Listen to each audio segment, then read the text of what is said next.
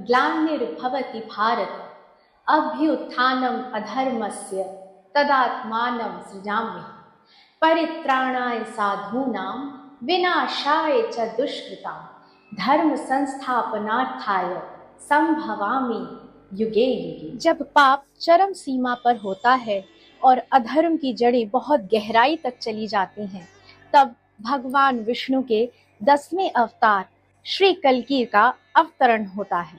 जय श्री माधव। मैं ईशा पांडे।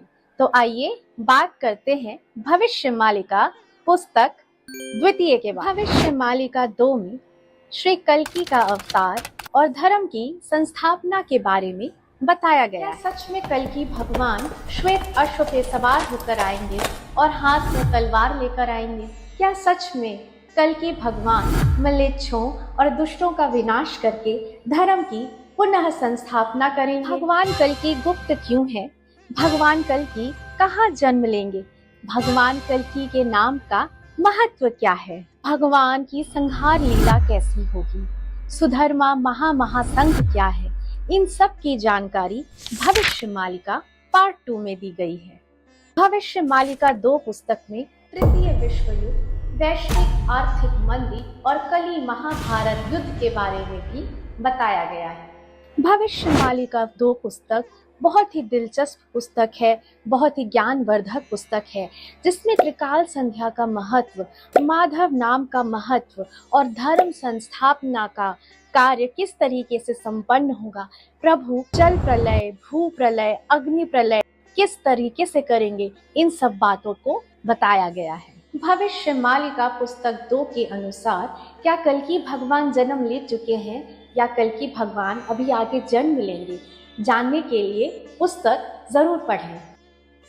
जब भगवान कल्कि का अवतरण होगा तब सतयुग का उदय होगा, जहाँ न छल होगा ना कोई भय होगा। भविष्य मालिका 2 कहती है कि कलयुग का अंत और नए युग सतयुग का उदय हो रहा है। पूरे विश्व में सत्य, प्रेम, दया, शांति और क्षमा का राज होगा। कल्कि भगवान सिर्फ बाहरी युद्ध नहीं, अंतरात्मा का युद्ध भी लड़ेंगे। भविष्य मालिका 2 पुस्तक सिर्फ एक पुस्तक ही नहीं, ये एक ऊर्जा है, ये एक नई उमंग है जो हर एक व्यक्ति में आध्यात्मिक चेतना जागृत करती है, एक नई चेतना जागृत करती है और इंसान को अधर्म छोड़कर धर्म के रास्ते पर चलने के लिए प्रेरित करती है। भविष्य मालिका भाग 2 पुस्तक में राजनीति से लेकर प्राकृतिक आपदाओं तक और मनुष्य के आत्मा की चेतना को जागृत करने की सारी रोचक बातें लिखी हुई हैं। ये किताब हर पन्ने पर चौंकाती है।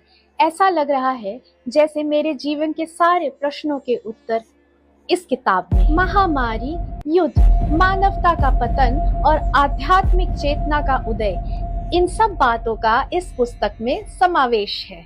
भविष्य मालिका भाग 2 पढ़ें, अपनी आध्यात्मिक चेतना जागृत करें। और हाँ, त्रिकाल संध्या, श्रीमद् भागवत महापुराण का पाठ और माधव नाम का जप बिल्कुल भी ना भूलें।